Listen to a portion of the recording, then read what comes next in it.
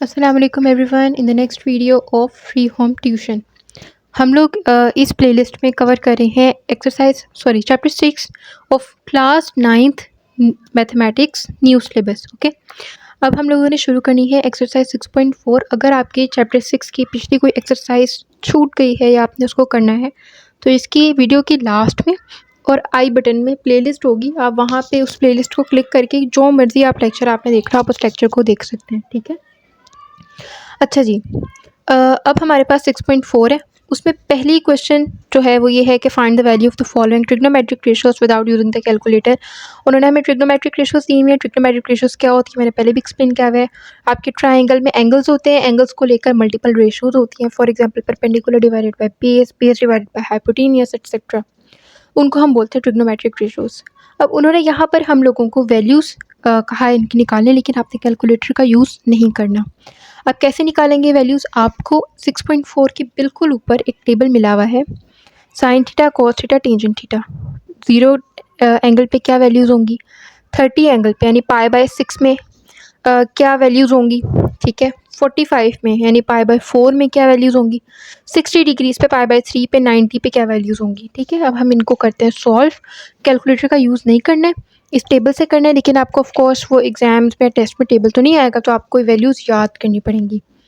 ठीक है, और इनकेस अगर आप कैलकुलेटर का यूज़ कर भी लेते हैं तब भी आपने एक चीज़ मेक श्योर करनी है, आप आंसर पॉइंट्स में ना लिखें, आप आंसर ओवर की सूरत में लिखिए, जैसे 1/√2 और इस तरीके से। ठीक है, पहला सवाल आपके पास है साइन 30। ओके, साइन की ड्रॉ में ऊपर आपको 30 डिग्रीज ये मिला हुआ है, π/6, 1/2, सिंपल 1/2 आपने पुट कर देना है। कोस 30 की वैल्यू कहाँ पे है, कोस 30 की वैल्यू कहाँ पे है, कोस 30 की वैल्यू यहाँ पे है, तो इसका आंसर क्या है सेकंड क्वेश्चन का, √3/2। थर्ड क्वेश्चन का क्या होगा, टेंजेंट π/6, π/6 कहाँ पे गिवन है, ये गिवन है π/6 यानी 30 डिग्री, टेंजेंट 1/√3 आपका आंसर हो जाएगा। ओके, आपके पास अगला क्वेश्चन क्या है, फोर्थ क्वेश्चन है। फोर्थ क्वेश्चन आपके पास जो है, चलें अच्छा जी, फोर्थ क्वेश्चन क्या कहता है, टेंजेंट 60 डिग्रीज कहाँ पे, यहाँ पे है। टेंजेंट की वैल्यू आपके पास कहाँ पे, 60 डिग्रीज यहाँ पे, टेंजेंट की वैल्यू ये √3, तो आपके पास जो फोर्थ है उसका आंसर क्या होगा, √3 होगा। ओके, अच्छा जी, फिफ्थ क्वेश्चन आपके पास क्या है, सेक 60। अच्छा, अब यहाँ पर एक चीज़ आप देखिए, सेक किसका रिवर्स होता है, सेक रिवर्स होता है आपके पास कोस का। ठीक है, तो आप पहले ढूंढें कोस 60 कहाँ पर है, कोस ये रहा, 60 ये रहा, कोस 60 क्या है 1/2, तो सेक किसका उल्टा है, कोस का, तो सेक क्या हो जाएगा 2/1। ठीक है, कोस 60 क्या होता है 1/2, सेक कोस का उल्टा है तो वो क्या हो जाएगा 2/1। ठीक है, 2/1 हो जाएगा। ऐसे आपके पास जो सिक्स्थ क्वेश्चन है वो क्या है, कोस π/3, π/3 यहाँ पे यानी कोस 60 क्या वैल्यू है 1/2, 1/2। ठीक है, सेवन्थ क्वेश्चन आपके पास क्या है, कोट 60। अब कोट किसका रिवर्स होता है, कोट होता है टेंजेंट का रिवर्स, तो पहले आप टेंजेंट 60 ढूंढें। टेंजेंट 60 ये रहा √3, तो कोट टेंजेंट का रिवर्स है तो कोट क्या हो जाएगा 1/√3। ओके, आप ऐसे आपके पास एट्थ है। एट्थ क्वेश्चन क्या है, साइन 60, साइन 60 यहाँ पे है √3/2।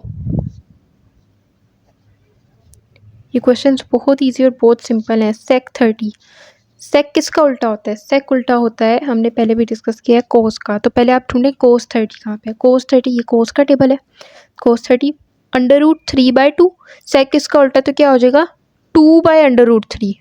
ठीक है, न्यूमरेटर डिनोमिनेटर बन गया, डिनोमिनेटर न्यूमरेटर बन गया। कोस सेक किसका उल्टा होता है, साइन का, तो पहले आप ढूंढें साइन 30 कहाँ पे है, साइन 30 ये रहा 1/2, तो कोस सेक क्या उल्टा हो गया तो वो क्या हो जाएगा 2/1। 11th क्वेश्चन क्या है, साइन 45, साइन 45 कहाँ पे, ये रहा 1/√2। ये वैल्यूज़ आप याद करेंगे, अदरवाइज़ अगर आप कैलकुलेटर से भी करते हैं तो वन थिंग आपने जो मेक श्योर करनी है वो ये, आप पॉइंट्स में ना लिखें, आप उनको ऐसी जो फैक्टोरियल फॉर्म है फैक्टर्स की सूरत में 1/समथिंग 2/समथिंग ऐसे करके लिखें। अच्छा, 12 क्या है क्वेश्चन, कोस π/4, π/4 कहाँ पे, π/4 यहाँ पे, कोस की वैल्यू क्या है 1/2 √2। ठीक है, यहाँ तक आपका क्वेश्चन नंबर 1 था, क्लियर हो गया। क्वेश्चन नंबर 2 अब हम लोगों ने स्टार्ट करना। क्वेश्चन नंबर 2 वो हम लोगों को कहता है कि इवैल्यूएट, और उसने मल्टीपल इक्वेशंस दी हैं और हमने उन इक्वेशंस को क्या करना है, इवैल्यूएट करना है, उनको सॉल्व करना है। इसी टेबल को यूज़ करते हुए करेंगे, ठीक है। मैं आपको बताती हूँ कैसे। इसी टेबल को हम लोग यूज़ करें। अच्छा, अगर आप कैलकुलेटर से करेंगे तो अब यहाँ पर आप अगर कैलकुलेटर भी यूज़ कर लेते हैं तो नो इश्यूज़, ठीक है। लेकिन मैं यहाँ पर टेबल वाली ही वैल्यूज़ पुट कर रही हूँ। इनकेस अगर आप कैलकुलेटर का भी यूज़ कर लेते हैं तो कोई मसला नहीं है।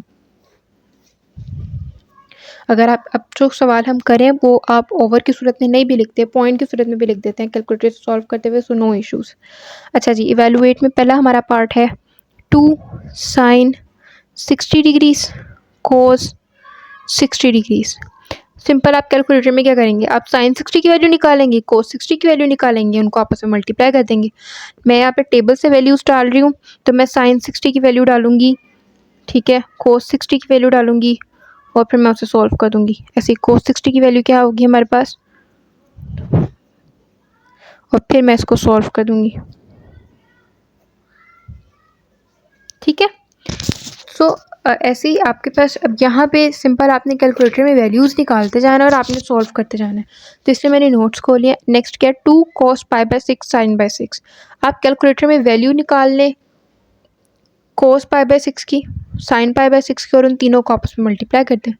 π/6 की जगह पे इन्होंने वैल्यूज़ डाल दी और उनको मल्टीप्लाई कर दिया आपस में। ऐसे ही 2 sin 45, 2 cos 45, sin 45 की जगह पे sin 45 की वैल्यू निकाल लें। आप टेबल से भी डाल सकते हैं, वरना आप उसको कैलकुलेटर से भी डाल सकते हैं। cos 45 की जगह पे cos 45 की वैल्यू कैलकुलेटर से भी कर सकते हैं, टेबल से भी कर सकते हैं, नो इश्यूज़। आपने उसको मल्टीप्लाई किया और उसको सॉल्व कर दिया सिंपल आपने, ठीक है। ऐसे ही sin 60 पे sin 60 की वैल्यू, cos 30 पे cos 30 की वैल्यू, cos 60 की वैल्यू, sin 30 की, इन दोनों को मल्टीप्लाई और आपस में इनको ऐड कर देना आपने।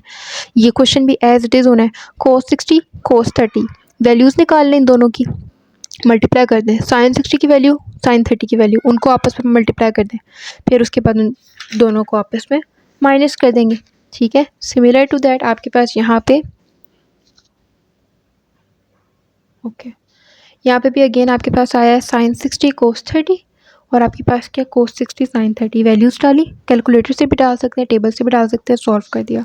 इधर भी cos 60 cos 30 sin 60 sin 30, values डाली, टेबल से कैलकुलेटर से सॉल्व कर दिया।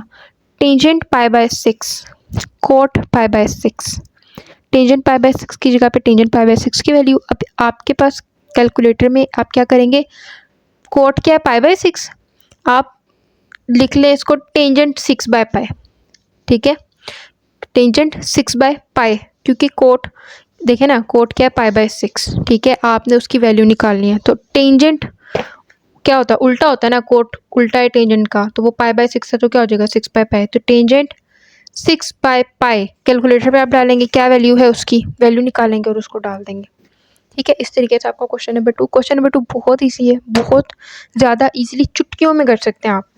ऐसे आपका क्वेश्चन नंबर 3 जो है वो भी बहुत ईजी है। वो ये कह रहे हैं कि sin 45 and cos 45 equal to 1/2 each, यानी sin 45 भी क्या है 1/2 है, cos 45 भी क्या है 1/2 है, उन्होंने वैल्यू खुद ही दे दी है। अब सॉल्व करें तो sin 45 क्या है 1/2, cos 45 क्या है 1/2, सॉल्व कर देंगे। cos 45 क्या है √2 भी है, √2, sin 45 था 1/√2, ऐसी है। sin 30 को अगर आप कैलकुलेटर पे करें तो उस पर भी 1/√2 ही आ रहा है, सॉल्व कर देंगे। cos 45 क्या है, इसको वैसे हम चेक भी करते हैं, देखिए cos 45 की वैल्यू तो उन्होंने हमें दे दी ना 1/√2, sin 30 की वैल्यू क्या है, sin 30 1/2 आपने डाली, सॉल्व कर दी, यहाँ पे एरर है, ये 1/2 आएगा। अच्छा, ऐसे यहाँ पे cos 45 वैल्यू ऊपर उन्होंने दी हुई है 1/√2, 1/√2 डाला, sin 45 ऊपर दिया हुआ 1/√2 को डाला, सॉल्व कर दिया आपके पास जो। अच्छा, और यहाँ पे 2 ओवर, ठीक है, और इस तरीके से आपने उसको 2/√2 था तो आपका √2 ही बना इस इक्वेशन के तहत। आपके पास जो एक्सरसाइज 6.4 है ये कुछ भी नहीं है, आपने सिर्फ टेबल से ऊपर वैल्यूज़ डालते जाना है इधर भी आपने कैलकुलेटर से या टेबल से वैल्यूज़ डाली, सॉल्व कर दिया, यहाँ पे भी आपने वैल्यूज़ डाली और सॉल्व कर दिया। 6.4 बहुत ईजी है, आप इसको सॉल्व करेंगे आपको समझ आ जाएगी। इनकेस किसी चीज़ की समझ नहीं आती आप कमेंट्स में लिख दें, ठीक है। लाइक एंड सब्सक्राइब कर दें अगर आपको समझ में आई है तो। मिलते हैं अपने नेक्स्ट वीडियो में, तब तक के लिए अल्लाह हाफिज़।